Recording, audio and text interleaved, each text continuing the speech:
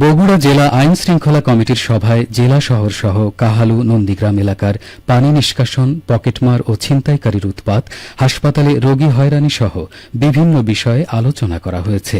গতকাল জেলা প্রশাসক হোসনা আফরোজার সভাপতিত্বে অনুষ্ঠিত সভায় বক্তব্য রাখেন সেনাবাহিনীর ৪০ বীরের অধিনায়ক লেফটেন্যান্ট কর্নেল খায়রুল আমিন, পুলিশ সুপার জেদান আল মুসা, সিভিল সার্জন মোহাম্মদ মোফাক্খারুল ইসলাম, বগুড়া জেলা বিএনপির ভারপ্রাপ্ত সাধারণ সম্পাদক সাবেক এমপি মোশাররফ হোসেন।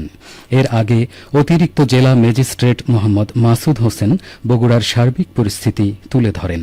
সভায় বিভিন্ন উপজেলার নির্বাহী কর্মকর্তা ও বিভিন্ন অফিসের কর্মকর্তা উপস্থিত ছিলেন।